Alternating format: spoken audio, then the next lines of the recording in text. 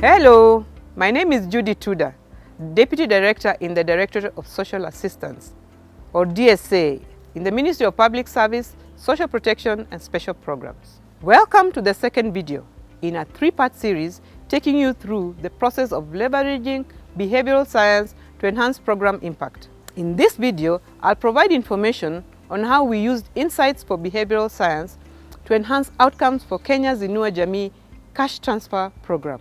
By addressing behavioral barriers that were preventing beneficiaries from making the most of their cash transfer funds, we developed tools that enhanced Inua Jamii in line with strategic program goals of improving livelihoods and reducing vulnerabilities of cash transfer recipients. We hope that information we share and lessons learned can be useful to practitioners who want to understand how to carry out a similar project. Our journey to operationalize the behavioral intervention started early 2018 at a behavioral science kickoff conference organized by Ideas 42.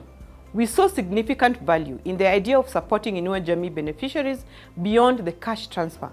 Along with the World Bank and the Ideas 42 team, we started the initiative to understand beneficiary behavior and develop contextual designs that equip beneficiaries with tools to improve their livelihoods. The process was very collaborative, with the Ideas 42 bringing their expertise in behavioral science, the understanding of human behavior and why people do what they do, and the DSA bringing in knowledge and expertise of social protection and the Inua Jamii beneficiary context.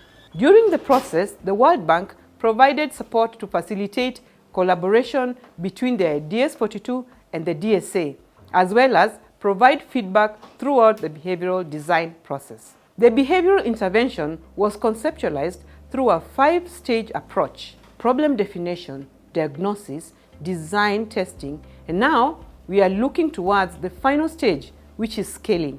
We worked closely with Inua Jamii beneficiaries to understand their goals and what was stopping them from achieving these goals. The diagnostic activity took us to the field in Eldoret, Kilifi, and Marsabit counties.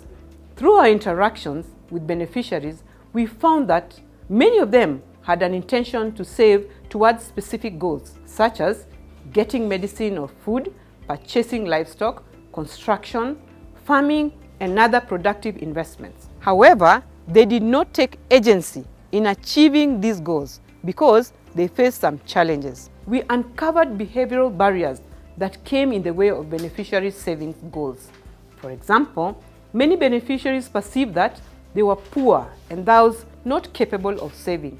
Others felt that the cash transfer amount was too little to save.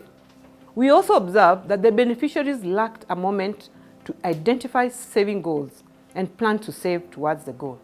In addition, we noted that expenditure by other beneficiaries was visible, while their saving activities were private, making the social norm of spending all the cash transfer funds more salient.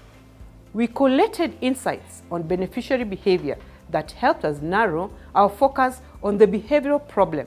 Beneficiaries were not saving their cash transfer money to meet their goals. We wanted them to save more towards specific saving goals. Relying on these diagnostic insights, we prototyped, that is, developed samples or models of tools that directly address the behavioral barriers we identified. For example, to address the barrier that there is a lack of a moment to identify and plan for a goal, we created a goal setting and plan making tool. With this tool, recipients were given examples of possible goals and an opportunity to decide what goal they would like to work towards. They were then encouraged to determine and write down how much they would save after each transfer to reach the goal. Finally, they would take home the tool to track their saving amount after each cash transfer. We developed various prototypes and tested them in several communities in Trans Nzoia, Uasin Gishu, and Machakos counties. This allowed us to get useful feedback from beneficiaries on usability and relevance of the designs. We incorporated the feedback and refined the intervention in order for the solutions to be more appropriate and acceptable to Inua Jamii beneficiaries, ultimately having a greater success in improving their livelihoods. To assess if our behavioral designs indeed helped beneficiaries to set up and follow through on their saving goals, we tested the impact of our design using randomized controlled trials. We ran the trials in 4 counties: Uasin Gishu, West Pokot, Kisumu, and Murang'a. In each county, we randomly divided samples of beneficiaries into 2 groups: a treatment group that received the behavioral interventions and a comparison control group that did not receive the intervention. To assess the impact of our behavioral interventions, we compared the savings-related behaviors of beneficiaries in the treatment and the control groups. We found that in comparison to the control group, beneficiaries who received the behavioral interventions were more likely to set a goal, save, have productive investment, and earn additional investment income from activities such as selling livestock. Given the positive impact of the behavioral intervention, we are working towards scaling up the behavioral intervention to reach over 1.2 million beneficiaries countrywide. The rollout will be done in the context of the Beneficiary Outreach Strategy, or what we call BOSS. BOSS is the communication vehicle that the government uses to engage with beneficiaries. Through the BOSS, we plan to mainstream the behavioral interventions as a cash plus addition to enhance the impact of the cash transfer. In the next video, we will showcase the training session that we have developed to deliver the behavioral intervention to beneficiaries. Thank you for your attention.